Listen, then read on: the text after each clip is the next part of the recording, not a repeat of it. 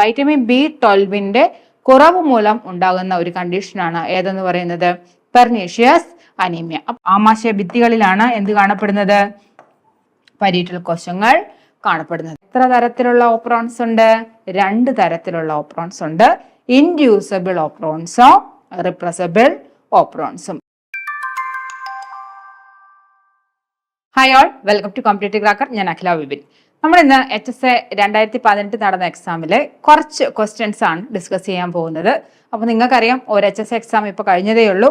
കഴിഞ്ഞ് അതിൻ്റെ rank list വന്ന് അപ്പോയിൻമെൻറ്റ്സ് എല്ലാം നടന്നു കഴിഞ്ഞു. ഇനി ഒരു അടുത്ത നോട്ടിഫിക്കേഷൻ വളരെ പെട്ടെന്ന് തന്നെ നമ്മൾ പ്രതീക്ഷിക്കണം. ഒരു 6 മാസത്തിനകം എന്തായാലും അടുത്ത എക്സാമിനുള്ള നോട്ടിഫിക്കേഷൻ വരും, അല്ലേ? അപ്പോൾ എക്സാമിന് ഉള്ള പ്രിപ്പറേഷൻ നമ്മൾ എപ്പോഴേ തുടങ്ങണം. അല്ലാതെ എക്സാമിന് നോട്ടിഫിക്കേഷൻ വന്നിട്ട് ഞാൻ പഠിക്കാനിരിക്കാം എന്നൊന്നും വിചാരിച്ച് ആരും ഇരിക്കരുത്. കാരണം എക്സാമിന് നോട്ടിഫിക്കേഷൻ വന്നു കഴിഞ്ഞാൽ പിന്നെ നമുക്ക് 6 മാസം കൂടിയേ കിട്ടുകയുള്ളൂ. അപ്പോൾ നമുക്ക് HSAയുടെ ഒരു പ്രത്യേകത എന്ന് വെച്ചാൽ, HSA നാച്ചുറൽ സയൻസിൻ്റെ പ്രത്യേകത എന്ന് വെച്ചാൽ നമുക്ക് 2 സബ്ജക്റ്റുകൾക്കും ഒരുപോലെ ഇമ്പോർട്ടൻസ് കൊടുത്ത് പഠിക്കേണ്ടതാണ്, അല്ലേ? ബോട്ടണിക്കും ഒരുപോലെ ഇമ്പോർട്ടൻസ് കൊടുക്കണം, സുവോളജിക്കും ഒരുപാട് ഇമ്പോർട്ടൻസ് കൊടുക്കണം. ഈ 2 എണ്ണത്തിനും ഒരുപോലെ ഇമ്പോർട്ടൻസ് കൊടുത്ത് പഠിച്ചാൽ മാത്രമാണ് നമുക്ക് നല്ലൊരു റാങ്കിലോട്ട് എത്തിച്ചേരാനായിട്ട് സാധിക്കുകയുള്ളൂ. അതുമാത്രമല്ല, ഈ പറഞ്ഞ ടേംസ് എല്ലാം എന്ത് പഠിച്ചാലും അതെല്ലാം മലയാളം ടേംസോടുകൂടി വേണം, അല്ലെങ്കിൽ മലയാളത്തിൽ വേണം നമ്മൾ പഠിച്ചെടുക്കാൻ. അത് നമ്മളെ സംബന്ധിച്ച് ഒരു ഹിമാലയൻ ടാസ്ക് തന്നെയാണ്. അപ്പോൾ അതിനുള്ള പ്രിപ്പറേഷൻസ് നമ്മൾ എപ്പോഴേ തുടങ്ങണം. എന്തായാലും നമ്മളൊരു അധ്യാപകരായിട്ട് അല്ലെങ്കിൽ അധ്യാപക ജോലിയിലോട്ട് പ്രവേശിക്കാൻ വേണ്ടിയിട്ടാണ് നമ്മൾ B.Ed എല്ലാം എടുത്ത് കാത്തിരിക്കുന്നത്. അപ്പോഴുള്ള പഠനം, ഇല്ലെങ്കിൽ അന്ന് എക്സാം നോട്ടിഫിക്കേഷൻ വന്നു കഴിഞ്ഞിട്ട് പഠിക്കുന്നതിനേക്കാളും എപ്പോഴും നല്ലത് ഒരു പടി മുൻപേ നേരത്തെ പഠിച്ചു തുടങ്ങുന്നത് തന്നെയാണ്. അപ്പോൾ ഇപ്പോഴേ പഠിച്ചു തുടങ്ങാം. എക്സാമിന് നോട്ടിഫിക്കേഷൻ വന്നതിൻ്റെ 6 മാസം എന്ന് പറയാൻ നമുക്ക് ഒന്നിനും ഉള്ള പ്രിപ്പറേഷനുള്ള സമയം കിട്ടുകയില്ല. ശരിക്കും പറഞ്ഞാൽ ഒരു വർഷം നന്നായി മെനക്കെട്ടാൽ മാത്രം നമുക്ക് നേടിയെടുക്കാവുന്ന ഒരു എക്സാം തന്നെയാണ് HSA എന്ന് പറയുന്നത്. അല്ലെങ്കിൽ അത്രമാത്രം നിങ്ങൾ ഒരുപാട് എഫേർട്ട് എടുക്കുന്നവരായിരിക്കണം. ഒരു 6 മാസം കൊണ്ടൊന്നും നേടിയെടുക്കാൻ പറ്റാത്ത എക്സാം ഒന്നും ഞാൻ പറയില്ല. പക്ഷേ ഇല്ലെങ്കിൽ നമ്മളിപ്പോൾ ഒരു വർഷം കൊണ്ട് എടുക്കുന്നതും ഒരു 6 മാസം കൊണ്ട് എടുക്കുന്നതും അത്രമാത്രം ഇപ്പോൾ എടുക്കുന്നതിൻ്റെ ഒരു ഇരട്ടി എഫേർട്ട് എടുക്കേണ്ടി വരും, ആ സമയത്ത് നമ്മൾ എടുക്കേണ്ടി വരും. അപ്പോൾ അതിലും നല്ലത് പതിയെ പഠിച്ച് നമ്മളൊരു പാത്തിലോട്ട് എത്തിക്കഴിഞ്ഞ ശേഷം നോട്ടിഫിക്കേഷൻ വന്നു കഴിഞ്ഞാൽ എന്തായി, നമ്മൾ ഓൾറെഡി പഠിച്ചൊരു പാത്തിലെത്തി, ഒരു അത്യാവശ്യം പോർഷൻസ് എല്ലാം നമ്മൾ കവർ ചെയ്ത് കഴിഞ്ഞിട്ടുണ്ടെങ്കിൽ നമ്മുടെ ഒരു കോൺഫിഡൻസ് കൂടിയാണ്.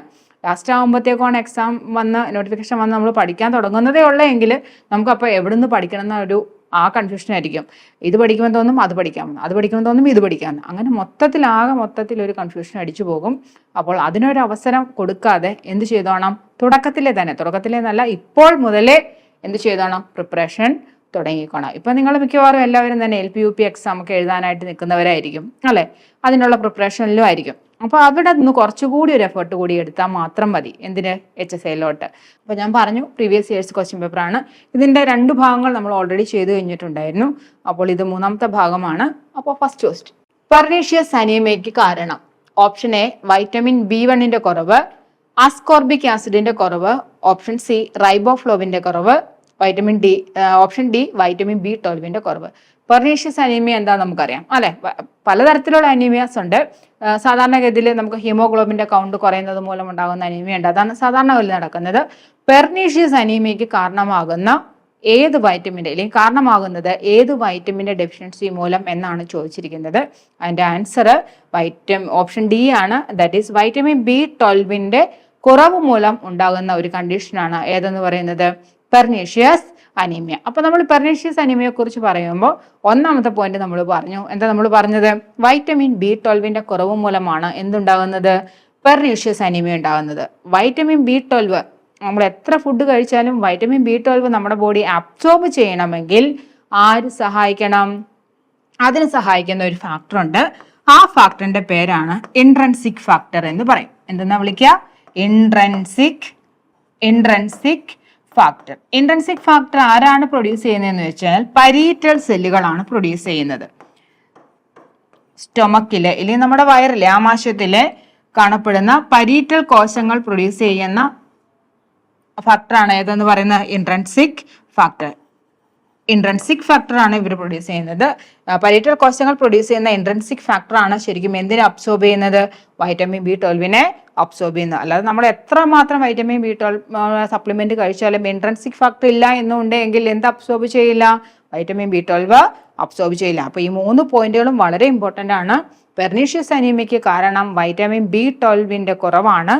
വൈറ്റമിൻ B12 നമ്മുടെ ബോഡിയിലോട്ട് അബ്സോർബ് ചെയ്യാൻ കാരണമാകുന്ന കോശങ്ങൾ ഏത് കോശങ്ങളാണ്? ഇൻട്രൻസിക് ഫാക്ടർ ആണ്. ഇൻട്രൻസിക് ഫാക്ടർ അബ്സോർബ് ചെയ്യാനായിട്ട് സഹായിക്കുന്ന കോശം, അല്ലെങ്കിൽ ഇൻട്രൻസിക് ഫാക്ടർ പ്രൊഡ്യൂസ് ചെയ്യുന്ന കോശങ്ങൾ, ആ കോശങ്ങളെ നമ്മൾ എന്തെന്ന് വിളിക്കും?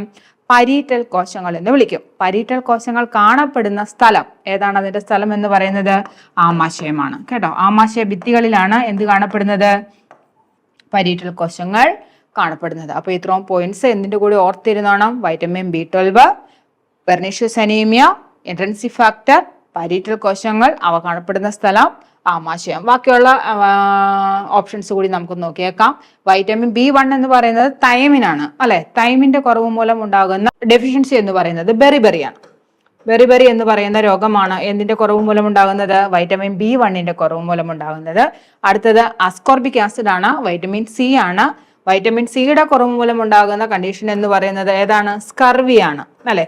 റൈബോഫ്ലാവിന്റെ കുറവ് മൂലം ഉണ്ടാകുന്ന കണ്ടീഷൻ, റൈബോഫ്ലോവിൻ എന്ന് പറയുന്നത് വൈറ്റമിൻ B2 ആണ്. റൈബോഫ്ലാവിൻ എന്ന് പറയുന്നത് അതിന്റെ കുറവ് മൂലം ഉണ്ടാകുന്ന കണ്ടീഷൻ നമ്മൾ റൈബോഫ്ലാവിനോസിസ് എന്ന് വിളിക്കും.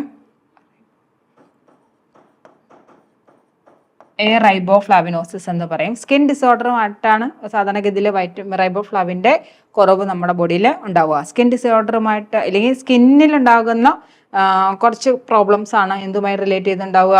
വൈറ്റമിൻ B12 കുറവ് മൂലം ഉണ്ടാവുക. അപ്പൊ നമ്മൾ പറഞ്ഞ കാര്യങ്ങളെല്ലാം മനസ്സിലായെന്ന് വിചാരിക്കുന്നു. പെർനീഷ്യസ് അനീമിയയ്ക്ക് കാരണമാകുന്ന ഏത് വൈറ്റമിന്റെ ഡെഫിഷ്യൻസി എന്ന് ചോദിച്ചു കഴിഞ്ഞാൽ വൈറ്റമിൻ B12 ഡെഫിഷ്യൻസിയാണ്. സ്കോർബിക് ആസിഡിന്റെ ഡെഫിഷ്യൻസി മൂലം ഉണ്ടാകുന്ന കണ്ടീഷൻ എന്ന് പറയുന്നത് സ്കർവിയാണ്. വൈറ്റമിൻ B1 കുറവ് മൂലം ഉണ്ടാകുന്ന കണ്ടീഷൻ എന്ന് പറയുന്നത് ബെറിബെറിയാണ്. റൈബോഫ്ലാവിന്റെ കുറവ് മൂലം ഉണ്ടാകുന്ന കണ്ടീഷനാണ് അറാബിഫ്ലൈവോനസിസ് എന്ന് പറയും. ഇതെന്ന് പറയുന്നത് എന്തുമായിട്ട് ബന്ധപ്പെട്ടതാണ്? ചില സ്കിൻ ഡിസോർഡറുമായിട്ട് ബന്ധപ്പെട്ടിട്ടുള്ള രോഗമാണ്. ക്ലിയർ ആയെന്ന് ഞാൻ വിചാരിക്കുന്നു. അപ്പൊ അടുത്ത ക്വസ്റ്റ്യനിലോട്ട് പോയാലോ? അടുത്ത ക്വസ്റ്റ്യൻ, മാംസ്യത്തിനെ പ്രവർത്തനക്ഷമമാക്കി മാറ്റുന്നതിന് സഹായിക്കുന്ന മാംസ്യത്തിനെ എന്തു പറയുന്നു? Option A promoter, option B chaperones, option C inducer, option C galactosidase. ഇതിനകത്ത് കറക്റ്റ് ആൻസർ എന്ന് പറയുന്നത് ചാപ്രോൺസ് ആണ്. അപ്പോൾ ചാപ്രോൺസ് എന്ന് പറയുന്ന ക്വസ്റ്റിനകത്ത് തന്നെയുണ്ട് മാംസ്യത്തിനെ പ്രവർത്തനക്ഷമമാക്കി മാറ്റാൻ സഹായിക്കുന്ന മാംസ്യം. ഇതും എന്ത് തന്നെയാണ്? മാംസ്യമാണ്. അതായത് നമുക്കറിയാം മാംസ്യത്തിന് 4 സ്ട്രക്ചറുകളുണ്ട് അല്ലെ. ഒരു ലീനിയർ സ്ട്രക്ചറിൽ വന്നു കഴിഞ്ഞാൽ, അല്ലെങ്കിൽ അമിനോ ആസിഡ്സിനെ ഇതുപോലെ ലീനിയർ ആയിട്ടാണ് അറേഞ്ച് ചെയ്യുന്നതെങ്കിൽ നമ്മൾ അതിനെ എന്തെന്ന് വിളിക്കും? പ്രൈമറി സ്ട്രക്ചർ എന്ന് വിളിക്കും. ഇതിനെയാണ് നമ്മൾ പ്രൈമറി സ്ട്രക്ചർ എന്ന് വിളിക്കുക. ഈ അമിനോ ആസിഡിനെ തന്നെ ഒരു ആൽഫ ഹെലിക്സ് ആയിട്ടോ ഇല്ലെങ്കിൽ ഒരു ഹെലിക്കൽ സ്ട്രക്ചർ ആയിട്ടോ ഇല്ലെങ്കിൽ ഇതുപോലെ ബീറ്റ പ്ലേറ്റഡ് ഒക്കെ ആയിട്ട് അറേഞ്ച് ചെയ്യുകയാണെങ്കിൽ അതിനെ നമ്മൾ എന്തെന്ന് വിളിക്കും? സെക്കൻഡറി സ്ട്രക്ചർ എന്ന് വിളിക്കും. ഈ സ്ട്രക്ചറുകളെ ഒന്നും കൂടെ കോംപ്ലിക്കേറ്റഡ് ഒരു 3D ഡയമെൻഷനിൽ അറേഞ്ച് ചെയ്യുകയാണെങ്കിൽ അതിനെ നമ്മൾ എന്തെന്ന് വിളിക്കും? ടെർഷ്യറി സ്ട്രക്ചർ എന്ന് വിളിക്കും അല്ലെ. കുറച്ചും കൂടെ ഏറ്റവും ഹയർ മോസ്റ്റ് കൺഫർമേഷനിൽ വരുന്ന 1-2 ഇതുപോലുള്ള 1-2 ഹെലിക്കൽ സ്ട്രക്ചറിലുള്ള അല്ലെങ്കിൽ സെക്കൻഡറി സ്ട്രക്ചറിലുള്ള അമിനോ ആസിഡ്സോ അല്ലെങ്കിൽ പ്രോട്ടീൻസോ അല്ലെങ്കിൽ ലീനിയർ സ്ട്രക്ചർ പ്രൈമറി സ്ട്രക്ചറിലുള്ള 1-2 പ്രോട്ടീൻസോ കൂടി ചേർന്ന് ഒന്നിലധികം പോളിപെപ്റ്റൈഡുകൾ കൊണ്ട് ഫോം ചെയ്യുന്ന പ്രോട്ടീൻസിനെ അതിന്റെ സ്ട്രക്ചറിനെ നമ്മൾ എന്തെന്ന് വിളിക്കാം? ക്വാട്ടർണറി സ്ട്രക്ചർ എന്ന് വിളിക്കും. ഇങ്ങനെ 4 സ്ട്രക്ചറുകളാണ് ആർക്കുള്ളത്? ഒരു പ്രോട്ടീൻ ഉള്ളത്. ആ പ്രോട്ടീനിൽ ഏറ്റവും കൂടുതൽ അല്ലെങ്കിൽ ഒരു പ്രോട്ടീൻ ഏത് സ്ട്രക്ചറിലാണ് ഏറ്റവും ആക്റ്റീവ് ആകുന്നത് എന്ന് ചോദിച്ചു കഴിഞ്ഞാൽ സെക്കൻഡറി സ്ട്രക്ചറിലാണ്. ഏത് സ്ട്രക്ചറിലാണ്? സെക്കൻഡറി സ്ട്രക്ചറിലാണ്. അപ്പൊ സെക്കൻഡറി സ്ട്രക്ചറിൽ എന്ന് വെച്ചാൽ ആൽഫ ഹെലിക്കൽ നമ്മൾ ആ സ്ട്രക്ചർ നമ്മൾ ആൽഫ ഹെലിക്സ് എന്നോ ബീറ്റ പ്ലേറ്റഡ് എന്നൊക്കെ പറയാം. ആ സ്ട്രക്ചറിലാണ് ഏത് പ്രോട്ടീൻസും ഏറ്റവും കൂടുതൽ ആക്റ്റീവ് ചെയ്യുന്നത്. നമ്മുടെ ബോഡിയിലുള്ള ഏത് പ്രോട്ടീൻസും ഏറ്റവും ആക്റ്റീവ് ആകുന്ന കൺഫർമേഷൻ സ്റ്റേറ്റ് എന്ന് പറയുന്നത് ഏത് സ്ട്രക്ചറിലായിരിക്കും? സെക്കൻഡറി സ്ട്രക്ചറിലായിരിക്കും. മറ്റുള്ള സ്ട്രക്ചറിലൊന്നും ഇത് ആക്റ്റീവ് അല്ല എന്നല്ല, കൂടുതൽ ആക്റ്റീവ് ആകുന്ന സ്റ്റേജ് എന്ന് പറയുന്നത് സെക്കൻഡറി സ്ട്രക്ചറിലാണ്. അപ്പോൾ എന്ത് ചെയ്യണം? ഈ സ്റ്റേജിനെ അല്ലെങ്കിൽ പല നമ്മൾ ഫോം ചെയ്യുന്ന നമ്മുടെ ബോഡിയിൽ പ്രൊഡ്യൂസ് ചെയ്യുന്ന നേസന്റ് പ്രോട്ടീൻ അല്ലെങ്കിൽ ആ പ്രൊഡ്യൂസ് ചെയ്യപ്പെടുന്ന അല്ലെങ്കിൽ ഒരു ട്രാൻസ്ലേഷൻ വഴി പ്രൊഡ്യൂസ് ചെയ്യുന്ന പ്രോട്ടീൻ എന്ന് പറയുന്നത് ചിലപ്പോൾ ഇനാക്റ്റീവ് ആയിരിക്കും. ആ ഇനാക്റ്റീവ് ആയിരിക്കുന്ന പ്രോട്ടീനെ അത് ആക്റ്റീവ് ആകുന്ന രീതിയിലോട്ട് അല്ലെങ്കിൽ ആക്റ്റീവ് ആകുന്ന സ്ട്രക്ചറിലോട്ട് കൺവേർട്ട് ചെയ്യണമെങ്കിൽ എന്ത് ചെയ്യണം? ഇതിനെ വേറൊരു കൺഫർമേഷൻ സ്റ്റേജിലോട്ട് മാറ്റണം. അതിന് സഹായിക്കുന്ന പ്രോട്ടീൻസിനെയാണ് നമ്മൾ എന്ന് വിളിക്കുന്നത് ചാപ്പറോൺസ് എന്ന പറയുന്നത്. പ്രൈമറി സ്ട്രക്ചറിനുള്ളതിനെ ചിലപ്പോൾ സെക്കൻഡറി സ്ട്രക്ചർ ആക്കാം, സെക്കൻഡറി സ്ട്രക്ചറിനുള്ളതിനെ ടെർഷ്യറി സ്ട്രക്ചർ ആക്കാം, ടെർഷ്യറി സ്ട്രക്ചറിനുള്ളതിനെ സെക്കൻഡറി സ്ട്രക്ചർ ആക്കി മാറ്റാനൊക്കെ സഹായിക്കുന്ന പ്രോട്ടീൻസ്. ആ പ്രോട്ടീൻസിനെ പറയുന്ന പേരെന്താണ്? ചാപ്പറോൺസ് എന്നാണ്. കേട്ടോ, ചാപ്പറോൺസിനെ കുറിച്ച് പലതരത്തിലുള്ള ചാപ്പറോൺസ് ഉണ്ട്. ആ ചാപ്പറോൺസിനെ കുറിച്ചൊക്കെ നമ്മൾ ഇനി പഠിക്കും. അപ്പോൾ ഇതിനെക്കുറിച്ചൊക്കെ കൂടുതലായിട്ട് ഡീറ്റെയിൽഡ് ആയിട്ട് പഠിക്കണമെന്നുണ്ടെങ്കിൽ ഇതെല്ലാം നമ്മുടെ ആപ്പുകളിലൂടെ നിങ്ങളിലോട്ട് എത്തുന്നതാണ്. ആപ്പിൽ ഇതിനെക്കുറിച്ചുള്ള ഡീറ്റെയിൽഡ് ക്ലാസ് എല്ലാം കിടക്കുന്നുണ്ട്. അപ്പോൾ നിങ്ങൾക്ക് അറിയണമെന്നുണ്ടെങ്കിൽ തീർച്ചയായിട്ടും അത് പർച്ചേസ് ചെയ്ത് പഠിച്ചു തുടങ്ങിയാൽ മാത്രം മതി. പിന്നെ ബാക്കിയുള്ള ഓപ്ഷൻസ് നോക്കിക്കേ. പ്രൊമോട്ടർ, ഇൻഡ്യൂസർ, ഗാലക്ടോസിഡേസ്, ഇവയെല്ലാം എന്തിനെക്കുറിച്ചാണ്? ഇവയെല്ലാം ഓപ്രോൺസിനെ കുറിച്ച് സംബന്ധിക്കുന്ന കാര്യങ്ങളാണ് അല്ലെ. എന്താണ് ഓപ്രോൺസ് എന്നൊക്കെ ഇനി നമ്മൾ പോകെ നമ്മൾ പഠിക്കും. ഓപ്രോണുമായി ബന്ധപ്പെട്ടിട്ടുള്ള കാര്യങ്ങളാണ് പ്രൊമോട്ടർ, ഇൻഡ്യൂസർ, ഗാലക്ടോസിഡേസ്. ഗാലക്ടോസിഡേസ് എന്ന് പറയുന്നത് ഒരു ഓപ്രോണിന്റെ ഭാഗമാണ്. ലാക് ഓപ്രോണിന്റെ ഒരു ഭാഗമാണ് ഏതെന്ന് പറയുന്നത്? ഗാലക്ടോസിഡേസ് എന്ന് പറയുന്നത്. അടുത്ത ക്വസ്റ്റ്യൻ നോക്കിക്കേ.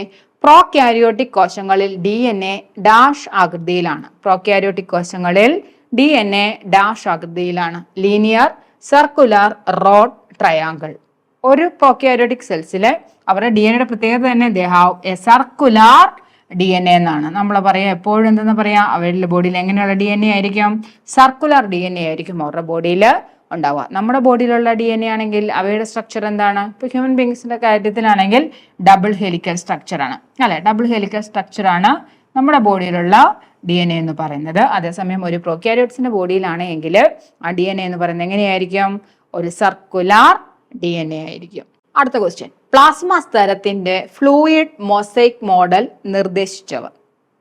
പ്ലാസ്മ സ്തരത്തിന്റെ ഫ്ലൂയിഡ് മൊസൈക് മോഡൽ നിർദ്ദേശിച്ചവർ. ഓപ്ഷൻ എ സിംഗറും നിക്കോൾസണും 1972, option B Robertson 1956, option C ഡാനിയേലും ഡൗസണും 1965, ഓപ്ഷൻ ഡി സിംഗറും ഓവർട്ടണും 1936. നമ്മൾ പഠിക്കുന്നത് അങ്ങനെയാണ്. Singer and Nicolson's fluid mosaic model of plasma membrane. അങ്ങനെയാണ് ആ പ്ലാസ്മ മെംബ്രെയിന്റെ സ്ട്രക്ചറിന്റെ പേര് തന്നെ അങ്ങനെയാണ്. അപ്പോൾ അതാരാണ് പ്രപ്പോസ് ചെയ്തത്? സിംഗറും നിക്കോൾസണുമാണ്. ഏതു വർഷം എന്നുള്ളതും വളരെ പ്രധാനപ്പെട്ടതാണ്. 1972 എന്താണെന്ന് നിങ്ങൾക്ക് അറിയാമെന്ന് ഞാൻ വിചാരിക്കുന്നു. Fluid mosaic model of DNA അറിയാമല്ലോ അല്ലെ. അതിനെക്കുറിച്ച് വളരെ ഡീറ്റെയിൽഡ് ആയിട്ട് നമുക്ക് പഠിക്കേണ്ടതാണ്. ഒരു ലിപ്പിഡ് ബൈലെയേഴ്സ് ഉണ്ട്.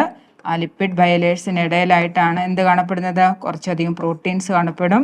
ഈ സ്ട്രക്ചറിനെയാണ് നമ്മളെന്ന് വിളിക്കുക fluid mosaic model of plasma membrane എന്ന് പറയുന്നത്. ഇതിനകത്ത് ഇന്റഗ്രൽ പ്രോട്ടീൻസും ഉണ്ട്, അതുപോലെ തന്നെ പെരിഫറൽ പ്രോട്ടീൻസും എല്ലാം അടങ്ങിയിട്ടുള്ള മോഡൽ. ആ മോഡലിനെയാണ് നമ്മൾ എന്ന് വിളിക്കുക fluid mosaic model of DNA എന്ന് പറയുന്നത്. ഇന്റഗ്രൽ പ്രോട്ടീൻസും പെരിഫറൽ പ്രോട്ടീൻസും ലിപ്പിഡ് ബൈലെയേഴ്സും എല്ലാം കൂടി ചേർന്നിട്ടുള്ള സ്ട്രക്ചറാണ് ആർക്കുള്ളത്?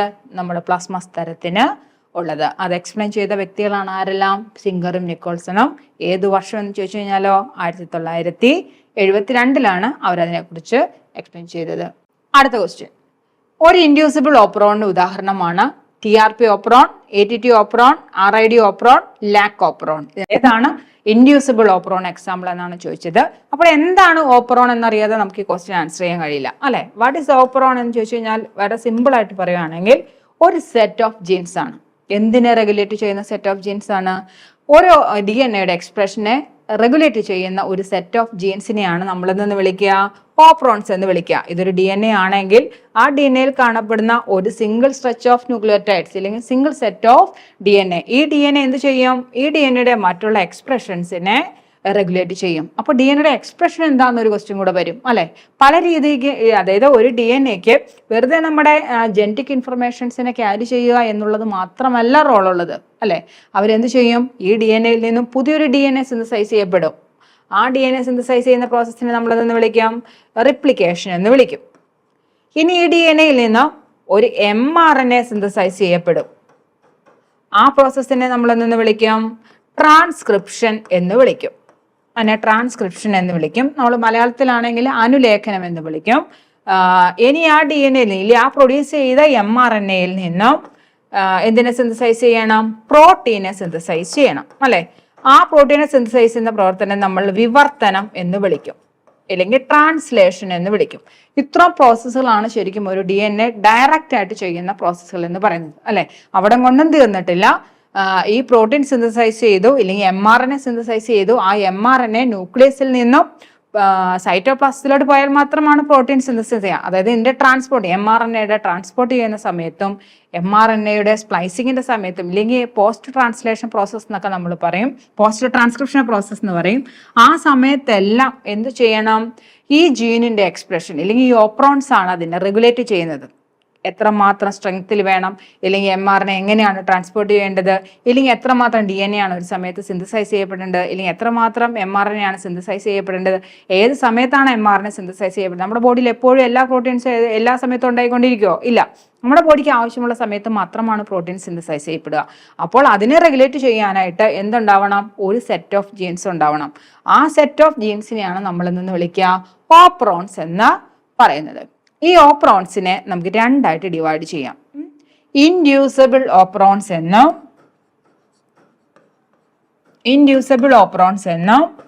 റിപ്രസബിൾ ഓപ്രോൺ എന്നും ഇങ്ങനെ രണ്ടായിട്ട് ഓപ്രോൺസിനെ മെയിനായിട്ടും ഡിവൈഡ് ചെയ്തിട്ടുണ്ട്. ഇനി എന്താണ് ഇൻഡ്യൂസിബിൾ ഓപ്രോൺസ് എന്ന് വെച്ചാൽ, ചില ഇൻഡ്യൂസറിന്റെ പ്രസൻസിൽ, ഇൻഡ്യൂസർ എന്ന് പറയുന്നത് പല സബ്സ്റ്റൻസ് ആവാം, ചിലപ്പോൾ അത് ലാക്ടോസ് ആവാം, ചിലപ്പോൾ അത് ട്രിപ്റ്റോഫാൻ ആകാം, ഇങ്ങനെയുള്ള ഏതെങ്കിലും ഒരു പുറമെ നിന്നുള്ള വസ്തുവിന്റെ പ്രസൻസിൽ ആക്റ്റീവ് ആകുന്ന ഓപ്രോൺസ്, അതായത് ഇവയുണ്ടെങ്കിൽ മാത്രമാണ് ഈ സെറ്റ് ഓഫ് ജീൻസ് എന്താകുകയുള്ളൂ, ഇൻഡ്യൂസ് ചെയ്യപ്പെടുകയുള്ളൂ, ഇല്ലെങ്കിൽ ഇവ ആക്റ്റീവ് ആകപ്പെടുകയുള്ളൂ. അങ്ങനെയുള്ള ഓപ്രോണിനെ നമ്മൾ എന്തെന്ന് വിളിക്കാം, ഇൻഡ്യൂസബിൾ ഓപ്രോൺസ് എന്ന് വിളിക്കും. എന്താണ് ഇൻഡ്യൂസിബിൾ ഓപ്രോൺസ് എന്ന് മനസ്സിലായോ? ഇനി റിപ്രസിബിൾ ഓപ്രോൺസ് ഉണ്ട്. ചിലപ്പോൾ ഇങ്ങനെയുള്ള പ്രോട്ടീൻസിന്റെ പ്രസൻസിൽ അല്ലെങ്കിൽ ഇങ്ങനെയുള്ള ചില ഇൻഡ്യൂസറിന്റെ പ്രസൻസിൽ എന്ത് ചെയ്യും, ആ ഓപ്രോൺ ഓഫ് ആയി പോകും. അങ്ങനെ റിപ്രസിബിൾ ആയിട്ടുള്ള അല്ലെങ്കിൽ അങ്ങനെ ഇനാക്റ്റീവ് ആകുന്ന ഓപ്രോൺസിനെ നമ്മൾ എന്തെന്ന് വിളിക്കും, റിപ്രസിബിൾ ഓപ്രോൺസ് എന്ന് വിളിക്കും. എന്നിട്ട് നമ്മളോട് ചോദിച്ചിരിക്കുന്നത് ഒരു ഇൻഡ്യൂസിബിൾ ഓപ്രോണിന് എക്സാമ്പിൾ ഏതെന്നാണ്. അതിന് എക്സാമ്പിൾ ആണ് ലാക് ഓപ്രോൺ ആണ് ബെസ്റ്റ് എക്സാമ്പിൾ. ഇവിടുത്തെ ഇൻഡ്യൂസർ അല്ലെങ്കിൽ ആ സെറ്റ് ഓഫ് ജീൻസിനെ ആക്റ്റീവ് ആക്കുന്നത് അല്ലെങ്കിൽ ഇൻഡ്യൂസിബിൾ ആക്കുന്ന ഇൻഡ്യൂസർ എന്ന് പറയുന്നത് എന്താണ്, ലാക്ടോസ് ആണ് കേട്ടോ. സൈറ്റോപ്ലാസത്തിൽ കാണപ്പെടുന്ന ഈ ലാക്ടോസിന്റെ പ്രവർത്തനം ഉണ്ടെങ്കിൽ, പ്രസൻസ് ഉണ്ടെങ്കിൽ മാത്രമാണ് എന്ത് ചെയ്യുക, ആ DNA എന്ന് പറയുന്നത് അല്ലെങ്കിൽ ആ ഓപ്രോൺ എന്ന് പറയുന്നത് വളരെ ആക്റ്റീവ് ആകുന്നത്. അത് ആക്റ്റീവ് ആകുക മാത്രമല്ല, അത് ആക്റ്റീവ് ആകുന്നത് വഴി എന്ത് നടക്കും, 3 ജീൻസിന്റെ ആക്ടിവേഷൻ നടക്കും. ZY and A എന്ന ഈ 3 ജീൻസ് അവിടെ ആക്റ്റീവ് ആകും. ഈ 3 ജീൻസ് ആക്റ്റീവ് ആകുന്നതിന്റെ ഫലമായിട്ട് 3 എൻസൈംസ് അവിടെ പ്രൊഡ്യൂസ് ചെയ്യും. ആ 3 എൻസൈംസും എന്തിനെ കോറിലേറ്റ് ചെയ്യും, അല്ലെങ്കിൽ എന്തിന്റെ പ്രവർത്തനം സഹായിക്കും, ഒരു പ്രോട്ടീൻ പ്രൊഡ്യൂസ് ചെയ്യാനായിട്ട് സഹായിക്കും. ഇത്രയുമാണ് ഒരു ഓപ്രോണിനെ കുറിച്ചുള്ള ഒരു ഓവറോൾ നോളജ് എന്ന് പറയുന്നത്, അല്ലെങ്കിൽ ഓവറോൾ ആയിട്ടുള്ള ഇൻഫർമേഷൻ. തീർന്നിട്ടില്ല, വളരെ ഡീറ്റെയിൽഡ് ആയിട്ട് പഠിക്കാനുള്ളതാണ് നമുക്ക് ഓപ്രോണിനെ കുറിച്ച്. അപ്പോൾ എന്താണ് ഓപ്രോൺ എന്ന് ചോദിച്ചു കഴിഞ്ഞാൽ എന്തെന്ന് പറയും, a set of genes which regulate the expression of DNA എക്സ്പ്രഷനെ റെഗുലേറ്റ് ചെയ്യുന്ന ഒരു ഗ്രൂപ്പ് ഓഫ് ജീൻസിനെയാണ് ഓപ്രോൺ എന്ന് പറയുന്നത്. അല്ലെ, ആ റെഗുലേഷൻ എന്ന് പറയുന്നത് പല സമയത്താവാം.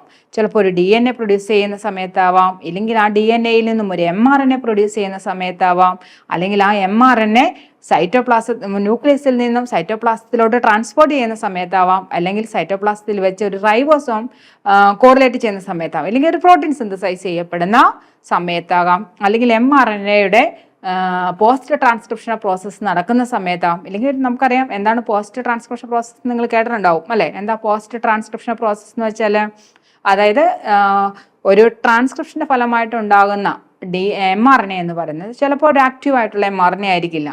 അതിനകത്ത് കോഡോൺസും ഇൻട്രോൺസും എല്ലാം ഉണ്ടാവും. അതിനകത്ത് ഉണ്ടാകുന്ന ഇൻട്രോൺസും എക്സോൺസും എല്ലാം അടങ്ങിയിട്ടുള്ള ഒരു ഹെട്രോജീനസ് ആയിട്ടുള്ള mRNA ആയിരിക്കും. ആ mRNA നേസൻ്റ്, ആ mRNA നമ്മൾ HNRNA എന്നോ നേസൻ്റ് mRNA എന്നൊക്കെ പറയും.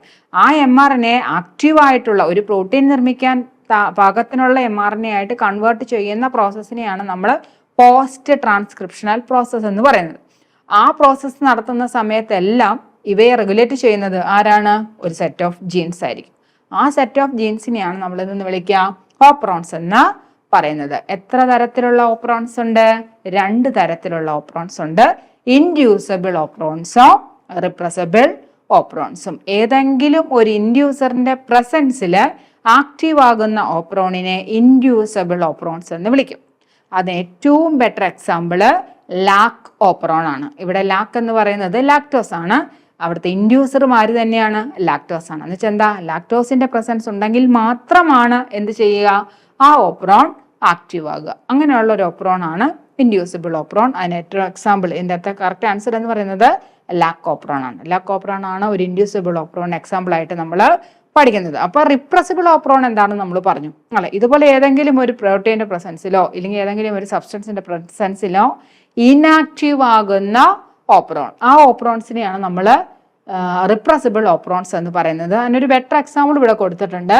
ദാറ്റ് ഇസ് ട്രിപ്റ്റോഫാൻ ഓപ്രോൺ ആണ്. അപ്പോൾ രണ്ട് ഓപ്രോൺസ് നിങ്ങൾ ഓർത്തിരുന്നോണം. ഇത് രണ്ടുമാണ് നമുക്ക് ബേസിക് ആയിട്ട് പഠിക്കാനുള്ള രണ്ട് operons. Tryptophan that is TRP, that is tryptophan എന്നാണ് അർത്ഥം. ട്രിപ്റ്റോഫാൻ ഓപ്രോണും നമുക്കറിയാം എന്താണ് ട്രിപ്റ്റോഫാൻ എന്നറിയാം അല്ലെ. അമിനോ ആസിഡ് ആണ് ട്രിപ്റ്റോഫാൻ എന്ന് പറയുന്നത്. ആ ട്രിപ്റ്റോഫാന്റെ പ്രസൻസ് ഉണ്ടെങ്കിൽ എന്ത് സംഭവിക്കാം, ആ ഓപ്രോൺ സ്റ്റോപ്പ് ആകും. ആ ഓപ്രോണിനെ റെഗുലേറ്റ് ചെയ്യുന്ന ആളെന്ന് പറയുന്നത് രണ്ട് രീതിയിലുള്ള റെഗുലേഷനും ഉണ്ട്. പോസിറ്റീവ് റെഗുലേഷനും ഉണ്ട്, നെഗറ്റീവ് റെഗുലേഷനും ഉണ്ട്. എന്ന് വെച്ചാൽ എന്താ, ചിലതിന്റെ പ്രസൻസ് കൊണ്ട് ആക്റ്റീവ് ആകുകയും ചിലതിന്റെ പ്രസൻസ് കൊണ്ട് ഇനാക്റ്റീവ് ആകുകയും ചെയ്യും. അങ്ങനെ ഇനാക്റ്റീവ് ആകുന്ന ട്രിപ്റ്റോഫാന്റെ പ്രസൻസ് കൊണ്ട് ഇനാക്റ്റീവ് ആകുന്ന ഓപ്രോൺ ആണ് ഒരു റിപ്രസിബിൾ ഓപ്രോൺ. അതിന് എക്സാമ്പിൾ ആണ് ഏതെന്ന് പറയുന്നത് ട്രിപ്റ്റോഫാൻ ഓപ്രോൺ. ക്ലിയർ ആയല്ലോ? ഇത്രയൊന്നും പറഞ്ഞ് ജനറൽ ആയിട്ടുള്ള കുറച്ച് ഐഡിയാസ് നിങ്ങൾക്ക് തന്നിട്ടുള്ളൂ. എന്താണ് ഓപ്രോൺ, എന്തെല്ലാമാണ് അതിൻ്റെ പാർട്ടുകൾ, ഏതെല്ലാം തരത്തിലുള്ള ഓപ്രോൺസ് ഉണ്ട്, ഈ രണ്ട് ഓപ്രോൺസിനെ കുറിച്ചും അതിൻ്റെ വർക്കിങ്ങിനെ കുറിച്ചും, positive regulation, negative regulation, in the presence of ATP, in the absence of ATP, in the presence of glucose, in the absence of glucose, in the presence of cyclic AMP. പേടിക്കേണ്ട കേട്ടോ, ഇതെല്ലാം വളരെ ഈസി ആയിട്ട് നമുക്ക് പഠിക്കാവുന്നതാണ്. ഈ പറഞ്ഞിരിക്കുന്ന എല്ലാ കാര്യങ്ങളെക്കുറിച്ചും ഉള്ള വളരെ ഡീറ്റെയിൽഡ് ആയിട്ടുള്ള ക്ലാസ് ഞങ്ങളുടെ ആപ്പിലുണ്ട്. അപ്പോൾ നിങ്ങൾ ധൈര്യമായിട്ട് ജോയിൻ ചെയ്ത് പഠിച്ചു തുടങ്ങിക്കോളൂ. അപ്പോൾ നമുക്ക് അടുത്ത ക്വസ്റ്റ്യനിലോട്ട് പോകാം. കോൺജുഗേറ്റീവ് പ്ലാസ്മിഡ് എന്നറിയപ്പെടുന്നത് F plasmid, M plasmid, call plasmid, met plasmid. എന്താണ് കോൺജുഗേറ്റീവ് പ്ലാസ്മിഡ് അല്ലെങ്കിൽ എന്താണ് കോൺജുഗേഷൻ എന്ന് വെച്ചാൽ ജനറ്റിക് റീകോമ്പിനേഷൻ ആണ് അല്ലെ. It's A type of genetic recombination ആണ്. 3 തരത്തിലുള്ള ജനറ്റിക് റീകോമ്പിനേഷൻ ആണ് അല്ലെങ്കിൽ 3 തരത്തിലുള്ള ബാക്ടീരിയൽ ട്രാൻസ്ഫോർമേഷൻ ആണ് നമ്മൾ പഠിക്കുന്നത്. അതിലൊന്നാണ് കോൺജുഗേഷൻ എന്ന് നമ്മൾ പറയും അല്ലെ. സംയോജനം എന്നാണ് മലയാളത്തിൽ പറയാം. കോൺജുഗേഷൻ, സംയോജനം എന്ന് പറയും. അതുപോലെ തന്നെ ബാക്ടീരിയൽ റീകോമ്പിനേഷൻ ഉണ്ട്, ട്രാൻസ്ഫോർമേഷൻ ഉണ്ട്. ഇങ്ങനെ 3 എണ്ണമാണുള്ളത്. ഇതിനകത്ത് സംയോജനമാണ് കോൺജുഗേഷൻ എന്ന് പറയുന്നത്. അല്ലെങ്കിൽ അതിന്റെ മലയാളം ടേമാണ് കോൺജുഗേറ്റീവ് പ്ലാസ്മിഡ് എന്നുള്ളതിന്റെ മലയാളം ടേമാണ് സംയോജനം എന്ന് പറയുന്നത്. ഈ കോൺജുഗേഷൻ നടക്കുന്ന സമയത്ത് ഫോം ചെയ്യുന്ന ഒരു പ്ലാസ്മിഡ് ഉണ്ട്. ആ പ്ലാസ്മിഡ് ഏതാണെന്നാണ് ചോദിച്ചിരിക്കുന്നത്. അത് എഫ് പ്ലാസ്മിഡ് ആണ്. നമ്മൾ ഫിലി പ്ലാസ്മിഡ് എന്നൊക്കെ നമ്മൾ പറയും. ആ ഫിലി പ്ലാസ്മിഡ് എന്ന് പറയുന്നത് എന്താണെന്ന് പറഞ്ഞത്, എഫ് പ്ലാസ്മിഡ് ആണ് കേട്ടോ. അപ്പോൾ എഫ് പ്ലാസ്മിഡിനെ കുറിച്ചും വളരെ ഡീറ്റെയിൽഡ് ആയിട്ട് നമുക്ക് പഠിക്കാനുള്ള ബാക്ടീരിയ റീകോമ്പിനേഷൻ എന്ന് പറയുന്നത് നിങ്ങൾക്ക് പഠിക്കാനുള്ള സിലബസിനകത്ത് വളരെ പ്രധാനപ്പെട്ട മറ്റൊരു ഭാഗമാണ്. അപ്പോൾ ഇന്നത്തെ വീഡിയോയിൽ കുറച്ച് കാര്യങ്ങളൊക്കെ നിങ്ങൾക്ക് മനസ്സിലായിട്ടുണ്ടാവും. ഇതുപോലുള്ള അടുത്ത വീഡിയോസുമായിട്ട് ഞാൻ ഇനിയും വരും. അപ്പോൾ കാത്തിരിക്കുക. നിങ്ങൾ ഇതുവരെയായിട്ടും ഈ ചാനൽ സബ്സ്ക്രൈബ് ചെയ്തിട്ടില്ല എങ്കിൽ സബ്സ്ക്രൈബ് ചെയ്യുക, പർച്ചേസ് ചെയ്യുക, പഠിച്ചു.